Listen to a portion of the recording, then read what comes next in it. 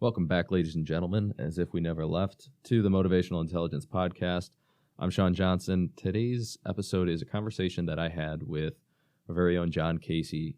We covered a topic that is top of mind for a lot of people right now, which is innovation, and specifically, how do we develop a culture of innovation?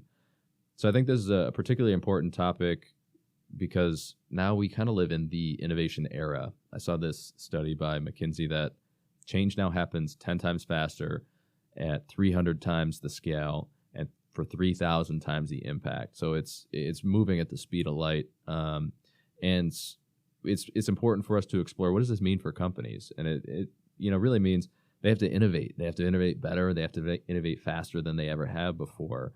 And they have to have a culture that perpetuates that innovation.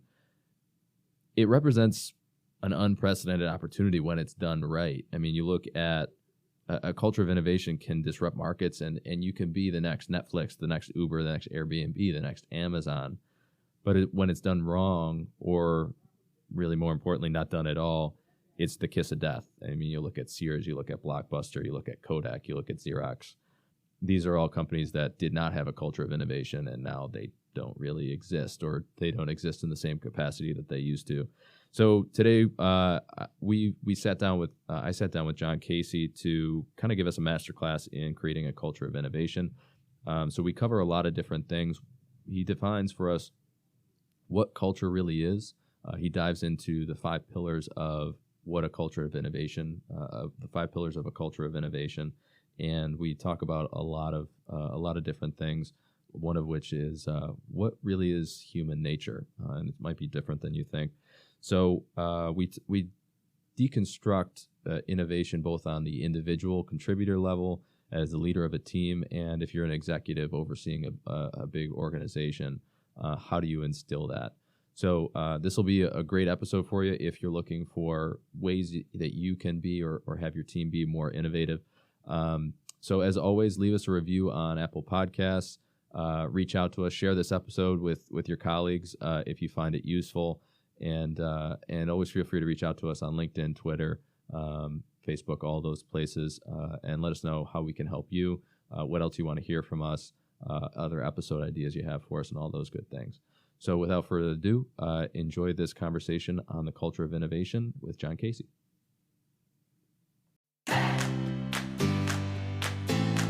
The Motivational Intelligence Podcast is produced by the team at 2Logical.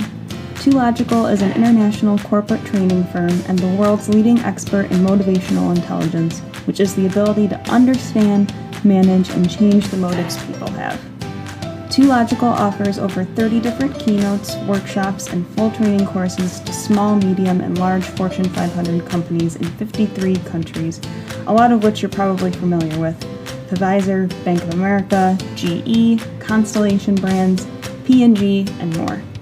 All solutions are completely customized, and the feedback from these sessions will blow your mind. If you have any training or speaking needs or just want to say hey, head over to 2logical.com.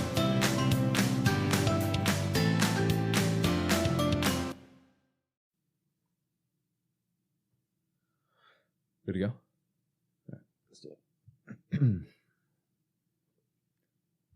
All right, we are back. John, this is the first time I've had a chance to do one of these with you. I'm kind of excited. Well, here we go. Here we go. Be gentle. You got some wisdom for us? Allegedly. Allegedly. All right, perfect. So what? Just leave some on your way out the door. Just to make sure there's still some left. Okay. All right. Well, we'll try to leave a little bit for you to take home with you. So what I wanted to talk about today was there's a topic that seems to keep coming up, which is innovation, and specifically building a culture of innovation. So I kind of wanted to pick your brain on that today. I think it's top of mind for a lot of people. We're kind of in the innovation era, if you will. I saw there was this study that McKinsey came out with that change is now happening 10 times faster at 300 times the scale for 3,000 times the impact. So obviously this it's like kind of a big deal for companies. Well, and if you think about it, the speed of business has accelerated so much in the last 20, 30 years. However, though, Sean, it is the speed of business is not moving faster than the speed of thought. Mm. So we're still ahead. We can Yeah. still think faster than businesses innovate. However, most people don't think that they can think fast or be ahead of the curve, if you will. So I'm sure we'll touch more on that as we go. Yeah. But we're still ahead Yeah. of the speed of business, our own human mind and thought process. All right. Well, that's definitely good news, because obviously it's becoming more and more of a competitive necessity these days. You have to innovate, and you have to innovate better and faster than you ever have before. And there's crazy opportunity, if you're able to put that together and put that culture of innovation together, which is why we want to talk about this. You can be the next Netflix or Uber or Airbnb. Those were not first in their space necessarily, but they just came at it from a different angle, or they disrupted the existing model through innovation. So it's kind of leveled the playing field where smaller companies can outpace some of the bigger ones in their space if they have that culture of innovation. And it's not just organizations, Sean. It's people too. They have to reinvent their own personal brand, and how they present themselves to their organization or to the marketplace. Yeah, and that is something else that some older tenured employees aren't necessarily familiar with.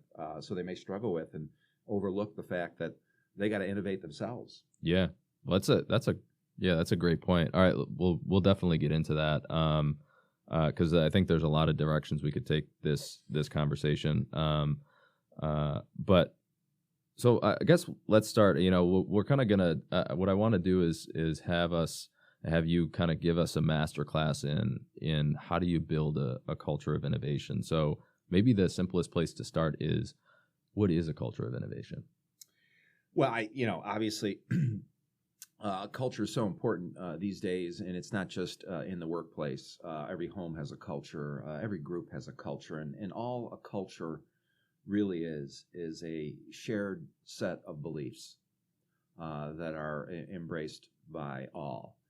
And these sets of beliefs come in many shapes and sizes, but in the workplace, they are tied to what does the team believe about the organization and what it does and why it exists, what the organization believes about their customers, their competitors, each other, the other teams that make up the organization, senior management. So the more you delve into culture, the more you realize there's so many layers and slices of it. However, there are 5 key components of any innovative culture, or any successful organization or person for that matter, that seems to have stayed the same. So we know the pace of business is changing so rapidly. Innovation, creativity, they are all happening, and change is just omnipresent. However, there are 5 things that have always stayed the same as far as creating a culture of success or winning or innovation. So these are the fundamentals, the basic building blocks of success, including innovation. And they are, as you know, and the listeners who are familiar with Too Logical realize, that's what we call motivational intelligence. It is simply accountability, adaptability, resilience, initiative, and courage. Those 5 components are the drivers of not just innovation, but all human achievement. And, here's the best news, Sean. We're born with them. And it's funny when you see a 1-year-old child that really wants something, they don't give up quickly. They stay focused. And they keep closing, if you will. If you're a salesperson, they're always closing to ask. They're not afraid to ask. They're not afraid to make a mistake in public. They have the courage to really try something new, because that's all there is. Their whole world is new. So human nature is something that's precious. We're born with this amazing spirit and will. However, what most people call human nature, what they really mean is human conditioning. Because every time I hear, well, that's just human nature, they don't say it in a kind manner. It's not a compliment. It's actually a drop down from higher standards. Yeah. And that's not the case. Human nature is pure spirit. It is that 1-year-old child that's learning how to walk, that will never give up on themselves, never judge themselves, never quit. It's that 2-year-old that wants another cookie. They just will always ask, and they'll change decision makers, and they'll actually get a chair when the adults have left the kitchen and climb to get the cookie. That drive, that motivation, that desire to pull yourself up or to learn something new is what we're born with. And, however, it gets conditioned out. And, it takes real leaders in the workplace to often reignite that with their employees, their team members. And creating a culture of innovation really is the key to doing that. So, culture is a shared dominant set of beliefs held by the group. Yeah. And it actually becomes a filter that everything is seen through. It's funny, a lot of people when they, pull into their parking lot, or if they're working from home, they kind of get in their workspace and they almost take their existing glasses off and put on new glasses. And I'm speaking metaphorically here. And these glasses, they become a filter with which they see things through. And they may have to change their glasses multiple times a day. But the work glasses that many people put on are somehow limited, or they filter out, what is possible, the potential that we have as a group. Each and every individual's specialized knowledge that they can bring to bear. The fact that everybody that's on a team at work has become a master of hundreds or thousands of things over the journey of their lives. So they're very good at developing skills, whether it's in their hobbies or just, day-to-day managing a household. People are really good at developing new skills, innovating at home or in their hobby. It's just that they don't have that same way of thinking when they come to work. Yeah. So there's a lot of things that we can do, but really that first key in creating a culture of innovation and creativity in the workplace is to really instill those 5 components of motivational intelligence, because you can't innovate if you're prone to excuse and blame. Yeah. If you lack or don't like change and you lack adaptability, innovation is out the window. If you can't stick with something new until you get some traction, if you don't have that resilience, innovation isn't going to happen. If there's no initiative being taken by individuals or teams within the company's not going to be able to innovate.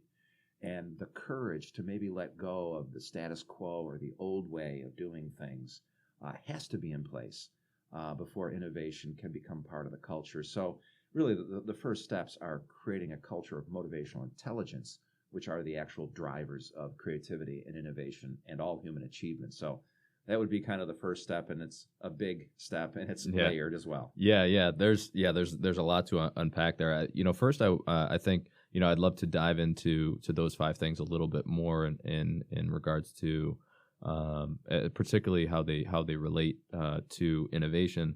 But I kind of want to start with I love that definition of culture, of it's the dominant thoughts and beliefs of a group of people.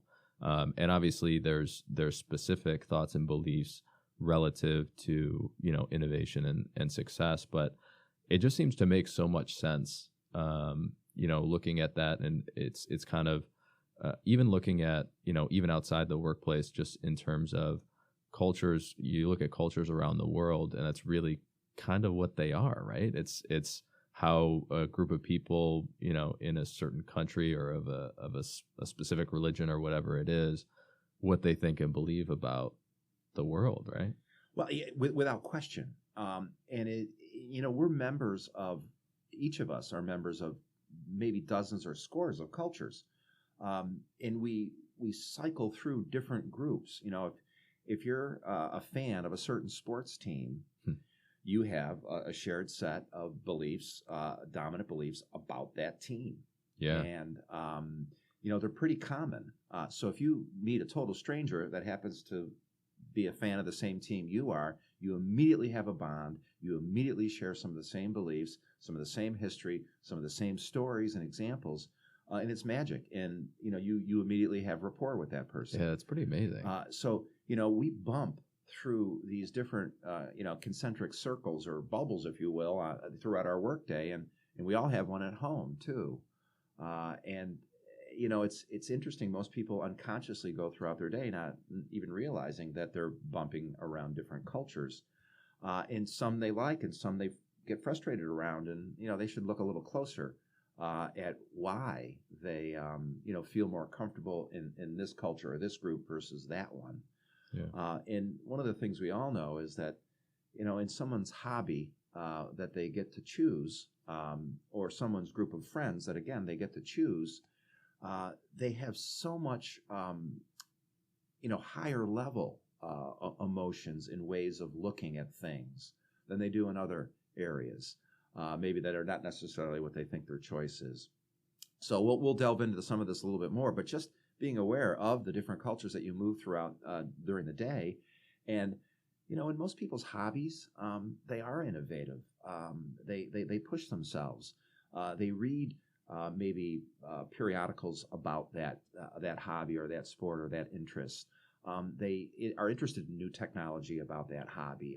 Without being told, they will do discretionary effort, put themselves out there and learn new things and try new things. And it's their hobby. And, that could be brought into work too, that same type of mentality. Same is true for other things that people feel really confident about. They are open to trying new things and pushing themselves. I know a lot of golf hobbyists, and they read the magazines and they buy the new clubs and they're up on the latest techniques and all of that. And I'm thinking, that's exactly how you succeed at work too, if you want to be innovative. Yeah. So, most people, I think, Sean, the biggest challenge is most people don't believe they're good at change or innovation. Yeah. And frankly, that thought is the problem, because they're probably wrong. They probably are fairly adept at it in certain areas of their lives, and then they overlook it. So they kind of look at their whole realm of innovation as something that they're not good at because they're not good at it at work or in this pocket of their life, and then they use that to spread throughout how they see everything. Most people, as you and I know, most people are far more powerful and capable than they think they are. I think it was Michelangelo that said, and I'm not doing it in his exact words, but he said, yeah, most people don't aim too high and miss. They aim too low and hit. So one of the most important things about really creating a culture of innovation and creativity is removing some of the flawed or limited beliefs about people's ability to do it or organizations' abilities to do it. Yeah.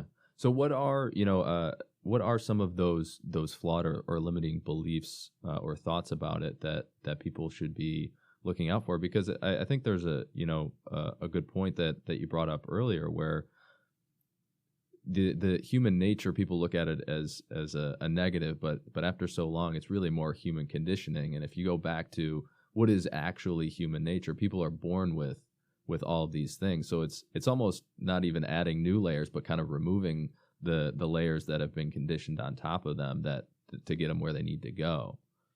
Yeah, it's if we could plot out when the first year a human makes an excuse, it's not until after maybe even 4 or 5.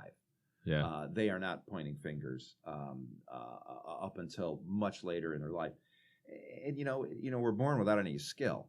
We got this blank slate.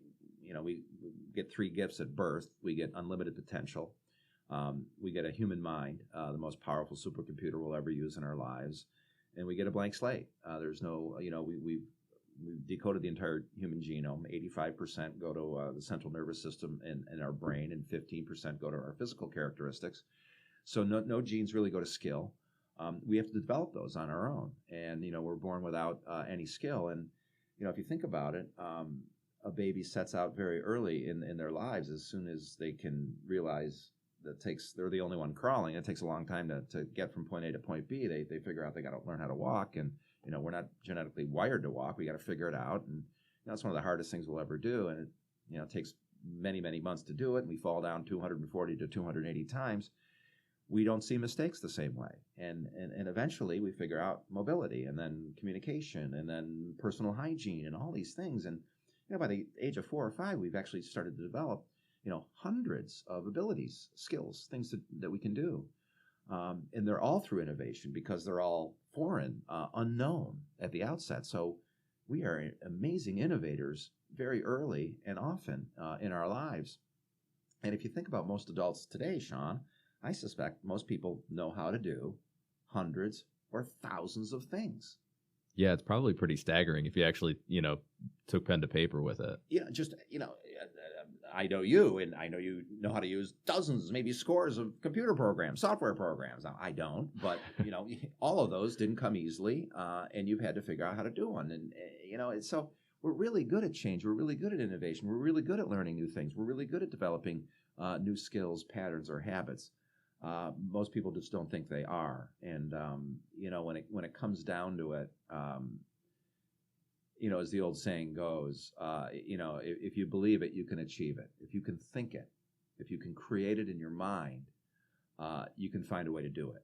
And, that's a message that everybody should remind themselves periodically through and then share amongst others, because as individual professionals, as members of families, as employees, we have to make ourselves better. It's our responsibility. We have to innovate. We have to find ways to do our job better. We have to find suggestions we can help our organizations with.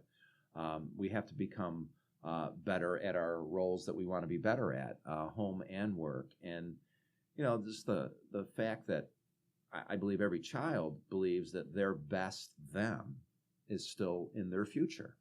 Yeah. Well, I believe even for some of us old dogs that our best us is in our future. Let's go meet them. Let's go find them. Let's run towards that person. And, it's fraught with some risk and maybe making a mistake or two. But, what do we learn more from? Mistakes or successes? I think it's mistakes. So, there's some pitfalls that most people fall into when they want to be more innovative and creative. However, they're created by themselves. They're imaginary. Most barriers are fake. Yeah. And you kind of touched on them, but, maybe I think it would be helpful. What are those pitfalls? What are those barriers? What are those flawed or limiting thoughts or beliefs that are holding people back? I can't do it. This is easier for others. I'm good at those things over there, but not this thing. Other companies do it better. Other people do it better. I don't have enough education. I have too much education. I have the wrong education. There are so many fake things. And frankly, Sean, an excuse or a rationalization is a lot easier to throw out there than to actually mentally do the work to figure out what is, in fact, holding me back. It is artificial, and why am I letting that bug me? That doesn't stop a 2-year-old. Yeah. Why is it stopping me? It's imaginary barrier. Just realizing that. Because, the greatest paralyzer in all of human history is fear and self-doubt. And it's made up in the mind of the individual. And, to continue this ironic, crazy thing of imaginary stuff, the antidote to self-doubt and fear is something else that's also imaginary, which is courage, which the little kids seem to have a lot of. Adults don't seem to have much of anymore. And I don't think there's a fuel tank that's filled when we're born, and then as soon as you use it all, it's gone. I think we can fill up the tank anytime we want. So, it's maybe it's returning back to the fundamentals of success, because we are born innovative and creative, and we don't stop until pretty much we're told to stop. And that usually begins at about the age of 4 and 5, and then limits are placed upon this unlimited potential we're born with.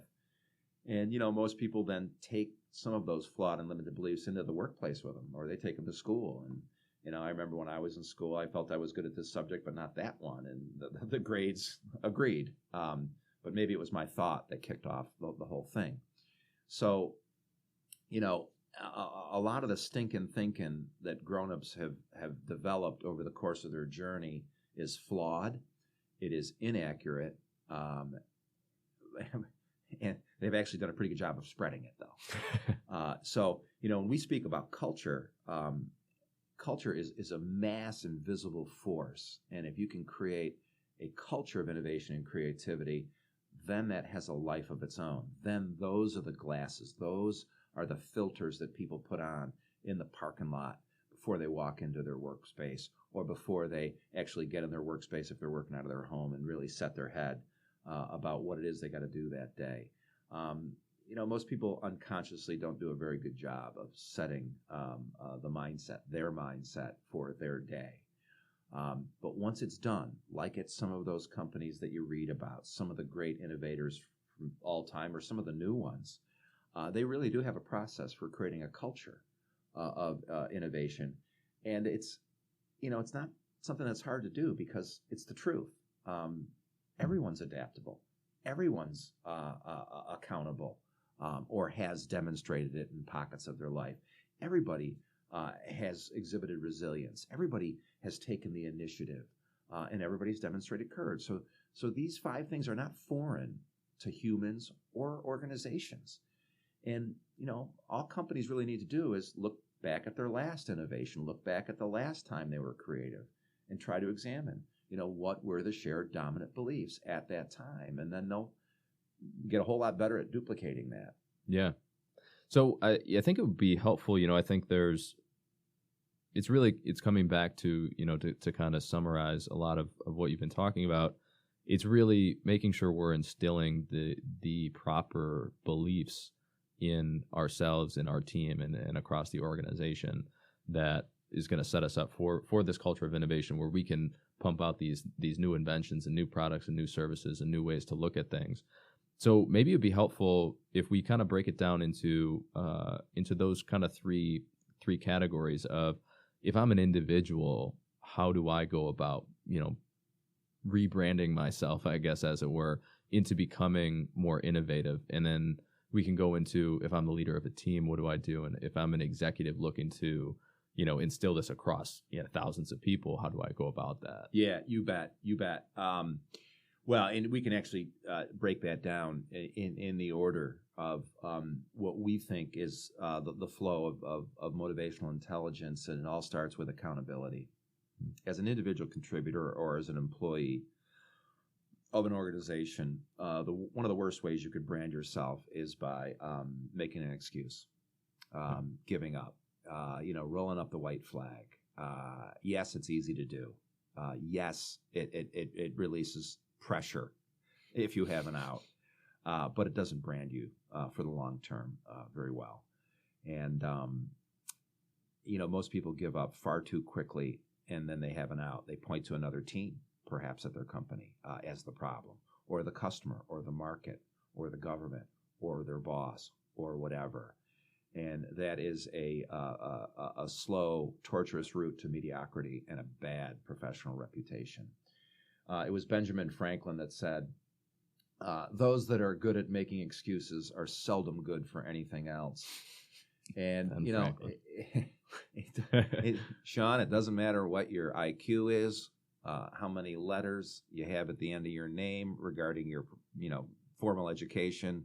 It doesn't matter who your grandparents or parents were. If you're an excuse maker, if you're a blamer, if you're a finger pointer, you're not necessarily going to be seen as a good team member, or people are going to want to work with you. So accountability, owning it. And that can take several forms. The first is, how do I master my role as quickly as possible? Master my role at work. If you're a parent, how do you master your role as a parent? If you have a life partner, how do you master your role as a life partner? Other than that, what other roles do you want to master? There's probably not many. So the key to it for an individual contributor is to really own that mastery of holding self accountable, not pointing fingers, not making excuses. Really just making that decision. Yeah. You draw a line in the sand. Yeah. And I think that's probably the probably part of the limiting thing for a lot of people is they don't look at it as a decision. They don't look at it like that it's even in their control. Yeah. Yeah, of course, and they can make an excuse to support another excuse, Right. and then they got a house of cards that can easily be blown over. And sadly, they are probably exerting the same amount of mental time and energy to come up with defending their excuses than it would have taken to actually find a new way of looking at the problem and trying a different way or two. Yeah. So, one of the ways to do this as a boss or a culture is to create kind of a no complaints without suggestions approach to engaging your team members, to engaging your other teams, to really looking at any problem or project. When people start to put the white flag up, put it on them. What do you suggest? Yeah. Doing this as far as a culture regarding accountability, you can do that right from the recruiting and interviewing and onboarding process. You define the culture. This is who we are. This is why we exist. This is what we do. This is why our standards are higher than anybody else's. And by the way, championship teams don't point fingers. We don't make excuses. So at this company, and this is right in the orientation, right in the interview, we don't say things like, it's not my job, or they didn't call me back. That's why I didn't get it done. Or, the common excuses, that's above my pay grade. No, I'm not trained for that. No, nobody showed me where. I couldn't find out where to get the information. None of that needs to be in place ever. So, it's funny when people are in a job, they do that job probably more than anybody else. There might be a couple people that do it at their company, but when you think about it, nobody does their job more than they do. So shouldn't they be the expert? Shouldn't they be the one to come up with suggestions on how to make it better? Yeah, it should be their responsibility because they're an expert. Nobody does it better. And instead of just complaining about the hard stuff or the difficult stuff that they have to do, make a suggestion. So no complaints without suggestions is a real key cornerstone of a culture that holds themselves accountable. Yeah, and I would think, would think probably for a lot of, culture wide, it's making people feel empowered to be able to do that, to be able to make that change, or to be able to make that improvement where they don't feel like they're going to get slapped down or they're going to get in trouble for trying to find a better way. Empowering, Sean, is just that. It is an uplifting thing. And, instilling a no complaints without suggestions culture is just that. It is a way to elevate your employees, even newer employees, even younger employees. Hey, listen, we love your fresh perspective, and, you've been doing this a lot. It might only be 3 months or 6 months. What do you like about what you do? What frustrates you about what you do? What suggestions might you have? You are our latest expert in this area. And we want to know what you think about improving it. And I love asking this question a lot to folks too. If this were your small family business, what would you do differently? It's a great question. So giving them the platform that they've earned, they've deserved. They do their job more than anybody else does. Let's elevate them, put a spotlight on them, and ask them how they would improve it and why. And, that's a very subtle way to really instill some of this accountability. That's really one of the first cornerstones of innovation and creativity. Yeah, for sure. And it seems like it would be, kind of a domino that would knock into a lot of the other characteristics and cornerstones that you were talking about. I mean, even just that in and of itself, where you have a no excuses or no complaints without solutions or suggestions, and empowering people to make those changes, that's inherently going to make you more adaptable. Well, it's funny that you say that. That's exactly right. The first two components, or the first and the last component of motivational intelligence, accountability and courage, are actually like umbrellas that go over all the other ones as well. Because we need a little bit of accountability and a little bit of courage throughout all of those other ones. So that's exactly right. Because if someone is prone to excuses and finger pointing, you're right. They're not going to be very adaptable, resilient. They're not going to necessarily take initiative, and whatever. They'll be paralyzed by fear and doubt. Yeah.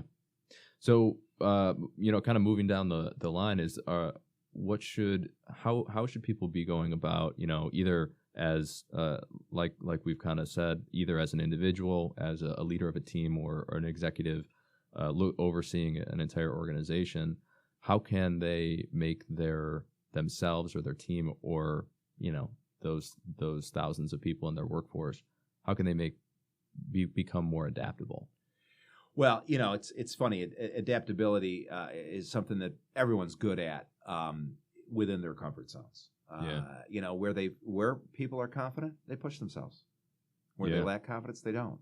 So, again, this is something that is not foreign to people. And I think as leaders, whether it's self-leadership or leading a team or leading an enterprise, it really is about reminding everybody of these principles, that we have these things inside of us. So why not collect stories for the individual on your team? First of all, if you're a boss, hopefully you have built rapport with each and every team member, and you know their strengths and weaknesses. You know where their sweet spots are outside of work, their hobbies, their faith, their family, whatever it is that drives them out of work. You ought to know those things. So building rapport and getting to know your people is so important. And if you work on a team, getting to know the teams that are on either side of you. Again, it's called building rapport. It's a huge leadership activity, but it's through building rapport that you can really uncover the great tool, and that is past examples. That is success stories of where adaptability has been exhibited in their personal life outside of work. Maybe they had to work 2 jobs while they were going to college and taking classes, and they just found out how to manage everything in the same 24 hours. Reminding people of that adaptability when they were going through a difficult or a real trying time of their life is huge. What about past examples of where the company adapted? And if it didn't, it'd be out of business. Or where this team, maybe it was when the team was first created and how they found their footing. There's no shortage. All we got to do is look for examples of where individuals, teams, or organizations have adapted before, and just continue to tell those stories. They're all over the news. They're all over current events. Building rapport, knowing your people, and then really telling back the stories that are not up for debate. They're fact-based stories, and that really helps give people that shot in the arm and that dose of confidence to say to themselves, wow, yeah, we can do this. How can we change the way we see this? How can we change the way we execute it? And really have some more answers come from that approach. Yeah. Well, I would think, even for external examples outside of, even an individual or an organization, just seeing that other people do it have done it and have done it before, builds a lot of confidence. And then even on top of that, this notion that we've done this before. Yeah. That's a huge confidence builder. Well, yeah. And we all have in multiple areas of our lives. And, if you really want a really big shot in the arm, go find a 1 or a 2-year-old and just observe them. Yeah. And that's all they're doing. That's all they're doing. And they seem to be very calm and relaxed doing it. They seem to be pretty happy. The curiosity, and that's another thing that I think is a fuel source and a driver of innovation and creativity that gets overlooked. It's funny. You watch a 1-year-old crawling around on the ground, and they're just so unaware. They've got so little skills and experience, but they're curious as all get out, and they bump into any foreign object they've never seen before, and they stop, they slow down, and they take a close look at it, and then they pick it up, and they're looking at it over, and they're feeling it. And then, of course, it goes in the mouth. And, a lot of young parents think that the kid's going to eat that thing. And no, they are not, actually. They may, but what they are trying to do is understand it. And they try to get all their senses involved. This is something new. I really want to understand it. So they see it, they touch it, they feel it. They feel how heavy it is, and then they put it in their mouth to get the other senses involved. And it's amazing the curiosity. And of course, when they turn 2 and 3 and 4, they start to talk a little bit. And of course, their favorite one-word question is, it's only 3 letters, and it is, why? Why? And, and then the parent answers the question, and then they ask why to that. Mm-hmm. And then, the 3 and 4-year-old is twisting up their parent, and they're winning the why game just because they ask why every time. Yep. And the parent gets frustrated very often, and they say, because I said so. And yep. then they begin to squash curiosity, and then maybe it gets conditioned out. But, here's a tip for the parents that are losing the why game with the 3 and the 4 and the 5-year-old. Here's how you win the game. When the 3 or 4 or 5-year-old says, why, Mommy, or why, Daddy? And here's our response. Well, why do you think? And that's how you turn the tables. There you go. And you give them, obviously, this is top of their mind. Let them have the first shot. They are thinking about this topic. Same is true at work, folks. People come and ask you why. Let them go first. That's another great leadership tool, letting others speak first as well, so you know where their head and heart are. So, we're all adaptable. We're all creative. We're all innovative. And it comes down to that curiosity. So draw it out through why questions, and you'll probably get a lot more purchase and people kind of come into the way you see things. But then figuring out how they see it initially is another good step as well. Yeah. All right, so let's keep going down the line. I guess before we do, I think that's a point well taken where, tying back to what you had said kind of towards the beginning about what really is human nature. And it is, humans are curious by nature. And it's, I think, important to remember that, in terms of innovation, because those curiosities are ultimately oftentimes what ends up to the breakthrough idea. We don't need anything new. Everything we need to build an innovative future, the life that we've dreamed of, the next iteration of our team or our firm, everything we have, or everything we need, we already have, and it's all on the inside. It's our own wisdom, it's our own experience, it's our own way of looking at things, it's our own way of questioning, and we can drive it up or it down, and we get to pick which direction we go in. Yeah. So if we keep going, the next pillar we're talking about is resilience. So if I'm an individual or I'm a leader or I'm an executive, how do I go about becoming more resilient or making my team or organization more resilient? Well, yeah, there's a couple ways to do it. Never, ever say, we tried that once. That should be stricken from the corporate lexicon, because I know few, if any, things that worked the first time. So, it's funny, and we ask some of our clients, as hey, have you tried this or that? And, yeah, we tried that once, 3 years ago. It didn't work, so we're not going to do it again. And, that's obviously not the right way of thinking. And, again, we go back to telling stories. We all know, if you studied Thomas Edison, that, on his 10,000th try, he was right. It took him 10,000 failed experiments to create the incandescent light bulb, to make one that actually worked. So he just never gave up. And, it was funny. He was lambasted for being a big failure. And he said to the reporter that called him the biggest failure in America because he tried and failed 10,000 times to do something. He said, no, you're looking at it wrong. I successfully identified 10,000 ways in which it wouldn't work. And then he tied that down with, I guess it was a 10,000 step project.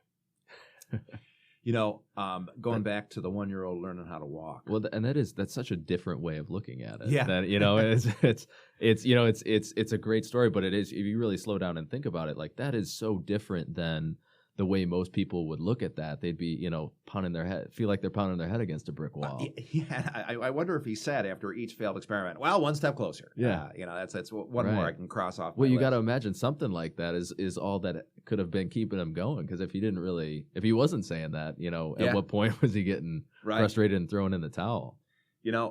Maybe he just reminded himself after every failed experiment of when he was a child, that he fell down 240 to 280 times before he figured out how to walk. And by the way, those statistics are valid, and they apply to everybody who is walking.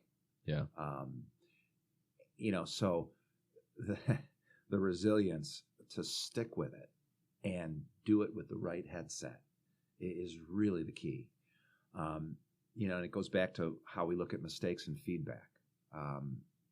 Mistakes are okay as long as we don't repeat them. We learn more from them than we do our successes. So, clearly, if people have the wrong view of mistakes, they avoid activities or people or opportunities where they could make them. And if you're afraid to make mistakes, guess what? You ain't going to be a good innovator. Yeah. Because you'll be so, gripped by, how people might see me if I make a mistake, or if I get this wrong, or maybe I'll just sit back and continue to analyze and get paralyzed and do nothing. And, it's just do it. And take the feedback that you get. Because if you look at feedback the right way, you never lose. You either win or learn. Because if it goes the way you want, you win. If it doesn't, you learn something. You get an education. So I think people have to look at life as a win or learn philosophy rather than win or lose. I think win or lose, if people look at this thing in front of me or this goal or this project or whatever it is, if they look at it as a win or learn or win or lose thing, they're going to shrink. And they're not going to push themselves as fast or as far as they could. So that's why, as some of two logical folks know, I say today I win or learn every morning in the mirror, regardless if I'm working or not, because every day can be put into one of those two categories, and winning or learning, they're both positive. And that's how you can build every day as positive. Win or learn. Yeah, win or learn. All right, that's a good one. How about initiative? If I'm trying to get myself, I feel stuck. I'm trying to get myself going. I can't seem to get myself, whether it is at work or, a lot of people have that feeling with, I can't seem to get myself to the gym, or I can't seem to, whatever it is, they feel stuck. How do I get myself going? Or I'm a leader. How do I get my team going? Or how do I get these 5,000 people working for me as an executive going? You betcha. Initiative, again, I've never met a non-goal directed 1 or 2 year old. As a matter of fact, that's how they build their day. Usually through goals. And anybody that's studied human psychology and the human mind knows that goals are software for the mind. However, most adults aren't goal directed. Most adults have never even taken the time or energy to write down a list of goals or dreams. And fewer still, way less than 1%, have actually built a plan on how to achieve those goals or dreams.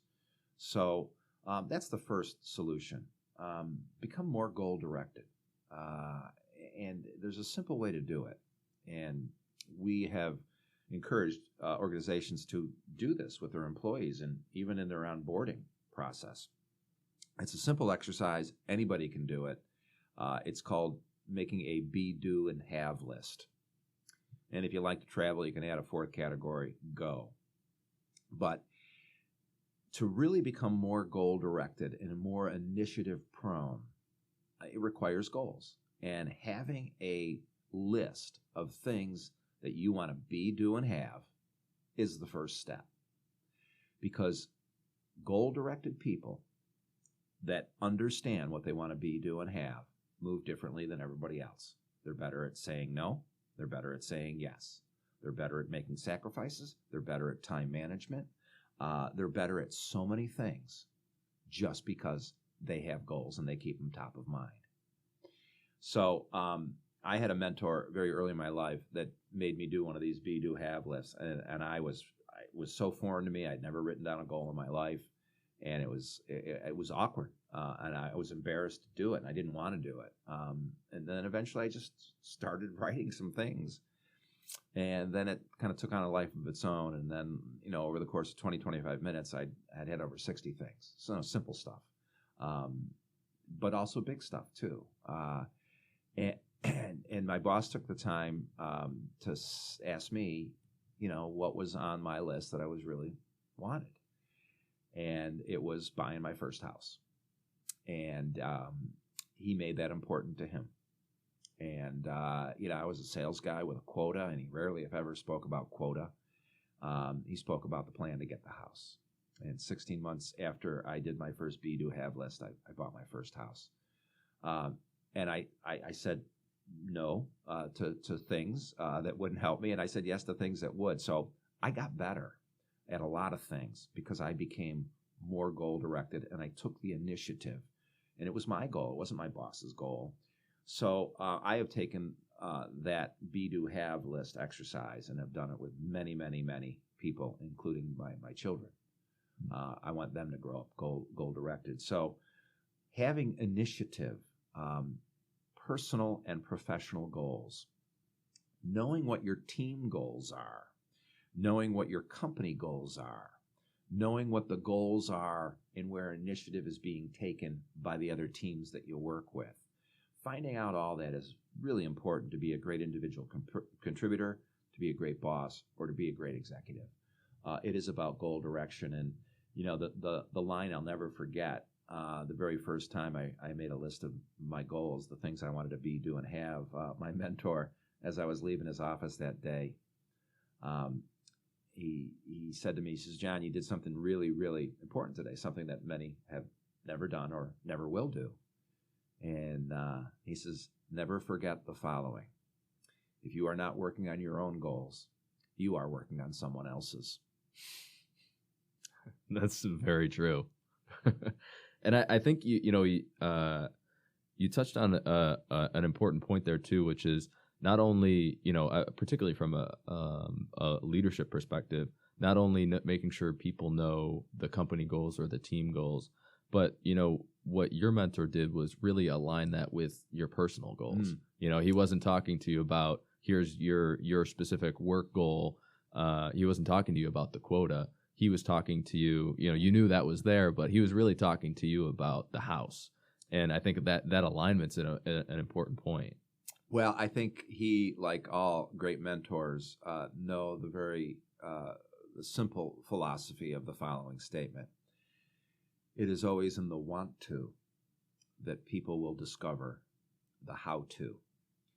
And all he did was continue to stoke my want to, my want to buy the house. And it was funny, if I had a bad week of production or no production, and he'd got the report already, and he'd say, "John, tell me about your productivity this week." And I'd have to bare my soul that it wasn't all that good. And so he would usually say something like, "Are you telling me you don't want the house anymore?" And, "Oh, no, I do. He goes, "All right, let's figure out how to get back on track." So, metrics, spreadsheets, reports, they don't motivate or inspire anybody, I don't think. But your first house does. And that's what he would use. And he would always make it my idea to push myself higher and farther and produce more. And, after I got the house, he said, "All right, what's next?" And then we moved on to another one. So it was a great, great experience as a young professional. But everybody can be their own best mentor if they understand, motivational intelligence and how important, innovation and creativity are, not just in their profession, but in their life. Yeah, for sure.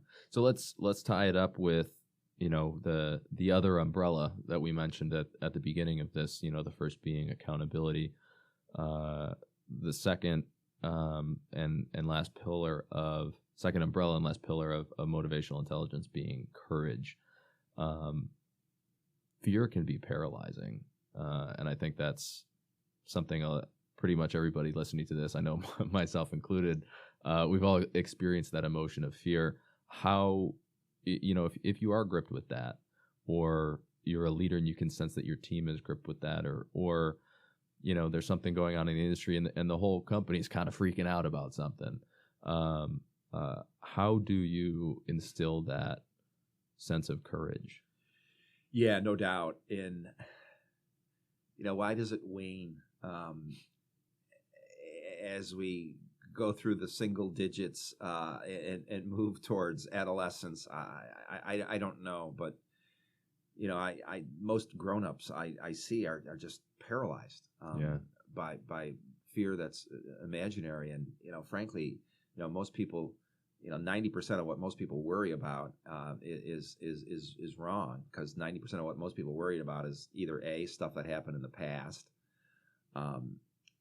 B, stuff they have no control over, or C, negative stuff that will never happen in the future. And it's like, man, it's like dominates their mind all day long. No wonder they don't get much done. Yeah, I think is the Mark Twain quote. It was, I've experienced a great many troubles in my life, most of which never happened. Yeah. Yeah, I mean, our imagination, talk about innovation and creativity, and the fuel of that is imagination. But sadly, most people use their imagination to grip themselves with fear. They contemplate all the worst case scenarios that can happen. And I mean, I'm sorry, negatively predetermining the outcome of something before it happens, A, increases the likelihood of it turning out negative, and B, paralyzes the heck out of you. So stop it. Maya Angelou said that courage is the most important of all the virtues, because without courage, you can't practice any other virtue consistently.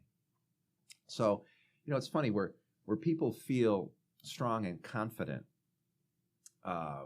in their comfort zones, the things they think they're good at, the things they like to do, they seem to have courage to push themselves a little bit further. But it's outside of their comfort zone where the courage seems to go away and fear seems to take its place. And that's where they're gripped a little bit. So one of the things that leaders or anyone can do is just to remind ourselves all the time on our journey that we've faced fear and doubt and blasted through it, overcame it, whether it was the first big presentation or the first sale or the first this, that, or the other.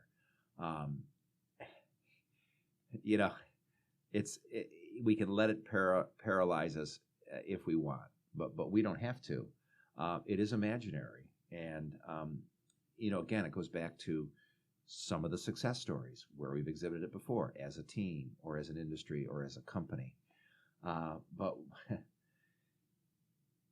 Sean, another leadership tool that we haven't really addressed that applies to all five is what we tell ourselves over and over again. And, whether you call it affirmation or auto-suggestion or neuro-linguistic programming or mantra or prayer or inner voice or self-talk, it's all the same thing. It's how we communicate with ourselves. And, frankly, it goes back to that formative age in our lives between 4 and 7, where we go into that stage believing we've got all 5 components of motivational intelligence. We've got unlimited potential. We're unstoppable. We have no fear. I mean, what's a child born with? I mean, they're not afraid of the dark because that was the first home. They're not afraid of the water because that's where they used to live. They're not afraid of tight spaces because they love the womb. And a newborn, you swaddle them, they stop crying. It's like, we're born with, I think, 1 or 2 fears. The fear of being hungry. I mean, what else? I mean, the fear of loud noises. Well, anybody's startled when they hear loud noises behind them. So it's like maybe 1 fear. Yeah. All other fears have to be taught and conditioned in. And that happens between the ages of about 4 and 7. And if you think about what happens in that very important stage of our development is we learn how to speak to ourselves. Yeah. And sadly, most people don't do a very good job. And they learn by an untrained professional, often the grown-up, one of them or 2 of them or 3 of them that raised them, and they're untrained. And you're just a blank. You can only do blank. They ask why, because I said so. So they squash that, and they don't realize what they're doing. But the child between 4 and 7 is trying to figure out how to speak to themselves. Yeah, and they start to carry that forward through the rest of their journey. And that's one of the reasons why I avoided math and science, because I was told I wasn't very good at it. Maybe the grades actually told the story. So I avoided it. And I carry that forward with me. And I wish I hadn't, because I would like to be more formally educated in those really important areas. But I believed what I was told. And so one of the things we teach, of course, is re-examine how you talk to yourself. Yeah. Listen for that inner voice inside your head. What are the dominant themes, especially about creativity or innovation, especially about going in this new direction at work or that focus in our home lives? What do you say to yourself over and over again? Yeah, well, and that awareness, I think, is, I know for myself, as soon as you get that awareness of, I think most people don't really even realize that they're saying these things to themselves. Like, they don't even realize that the tape is getting played. It's just kind of autopilot. The old saying goes, you're either creating the voice or following the voice. Yeah. But without question, as soon as we wake up, there's a conversation started in our head, and we don't shut up until we go to sleep. Yeah. And, very few people actually listen to the voice. Far fewer still engineer, proactively create the voice. And, I said earlier, I say the same thing every morning to myself. And the first thing is, today I want to learn. And the other one is stay above the line. And what do you mean by stay above the line? The living above the line is where the higher forms of human emotion are, service, hope, gratitude, the components of motivational intelligence all live above the line. Kindness, generosity, those wonderful components of really higher levels that we really have to be consciously aware of. Versus the lower levels, hate, envy, greed, giving up, resignation, superiority, ego. Those are the lower levels of human emotion. And those are far easier, and they take a whole lot less mental effort to embrace than the higher levels of human emotion. So, examining our own affirmations, how we speak to ourselves, especially the dominant themes, are really one of the keys to igniting innovation, creativity, or any change. Because if there are blockers, if there are affirmations that are really limited or flawed, those have to be examined and removed before we're actually going to be able to reach up for higher levels of performance and success. Yeah, well, and I think, it's kind of is that two-step or kind of two layers to it of one. Even just being aware of what you're saying to yourself is the first part. And then two, actually understanding that you're in charge of that voice, that whatever is being said, you can change it. Yeah. You can decide to say something else. It's kind of this, people a lot of times look at it like it's even if they are aware, it's out of my control, or that's just my brain or whatever it is. Yeah. But they don't really realize that, hey, you can actually adjust these settings a little bit. Yeah. And it's a good way. Everybody should have a mixing board in front of them where they can change it. Let's turn this one down, this one up. And it goes back to this courage thing. And I think it was a Reader's Digest article that said the number one fear is public speaking. And then I'm going, what are the other fears people have? And number 2 was death. So it's like, wait a minute. Speaking in front of a group is the number one fear Americans have, and dying is the second one. I'm thinking, well, maybe they're out of order there. And, right? It's like, okay, if you have to give a eulogy at a funeral, you'd rather be the one in the casket, apparently, if that's the way that goes. But it's amazing to me. I've met so many people that put themselves down. I hate public speaking. I'm not good at public speaking.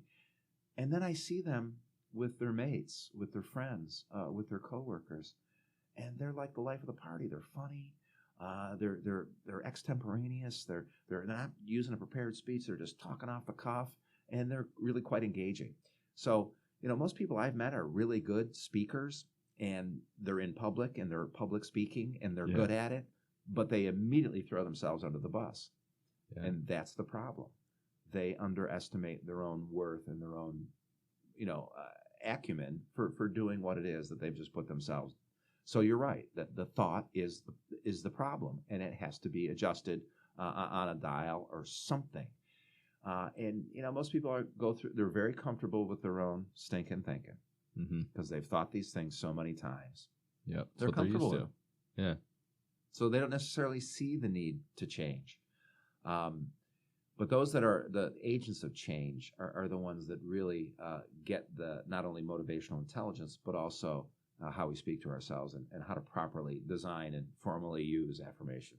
Yeah, well, and it's amazing, even just from you can kind of feel the emotion of when you direct your voice in a certain way. You say one thing to yourself and you say another thing to yourself.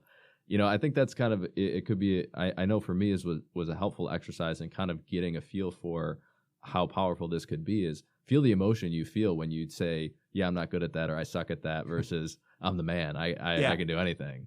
And it's a completely different, sense of, it's a completely different emotion. And which one would you rather feel? Yeah.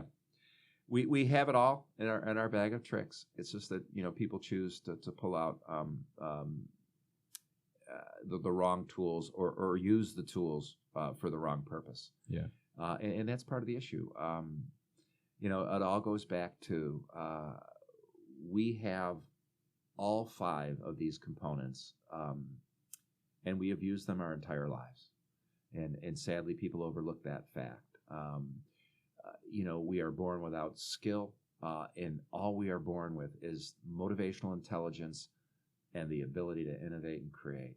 And, going back to that pure state of constant creation and innovation is fun. It is fun. And you can build a culture around it and just have crazy, fun conversations, some of which actually stick. Yeah. And become a new way of looking at what we do and how we do it, and then getting the world to look at what we do and how we do it a little bit differently as well. Yeah, absolutely. All right. So I think, that kind of wraps up this, I think, was a great chat about innovation and about culture and bringing those two things together. John, any final thoughts or anything that you want to leave listeners with to keep in mind? Well, yeah, I'll go back to Aristotle, and a very learned man, taught very well by some very powerful teachers, and was a great teacher himself. He said, "We as human beings only find happiness when we are in the pursuit of something that gives us a sense of growth and fulfillment."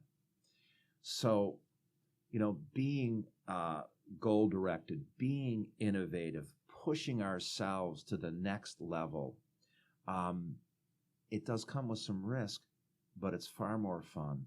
And the growth that we feel, and then when we look back on our journey to realize all those milestones that we helped create, that we helped build, and yes, that we were scared at the outset, but we found a way to go through it, to battle it, to recognize it, and then to put it down and to put courage in its place.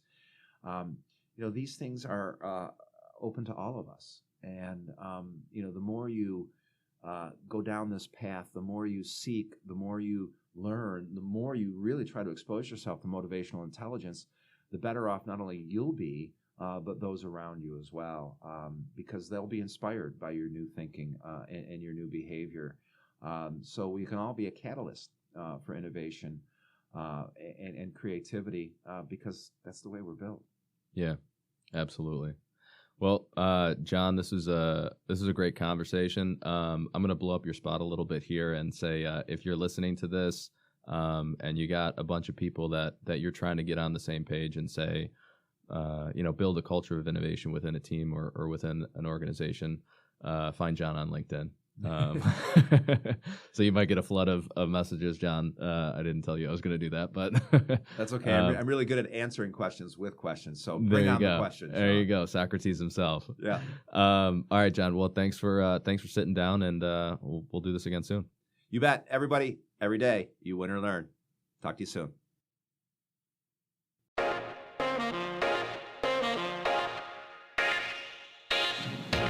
Hey guys, one more thing before you take off. This is Motivational Intelligence Insider. It's just a very short, exclusive email every Monday that comes from Dave, John, and the guests on this show.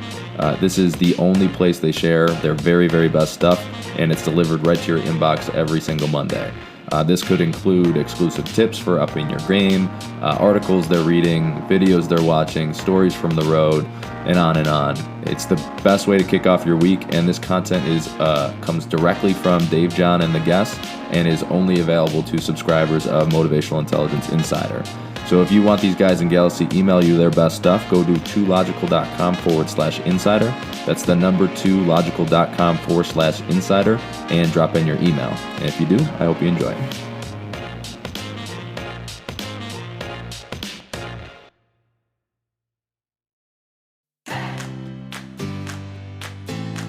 The Motivational Intelligence Podcast is produced by the team at 2Logical. 2Logical is an international corporate training firm and the world's leading expert in motivational intelligence, which is the ability to understand, manage, and change the motives people have. 2Logical offers over 30 different keynotes, workshops, and full training courses to small, medium, and large Fortune 500 companies in 53 countries, a lot of which you're probably familiar with. Pfizer, Bank of America, GE, Constellation Brands, P&G, and more. All solutions are completely customized, and the feedback from these sessions will blow your mind. If you have any training or speaking needs or just want to say hey, head over to 2logical.com.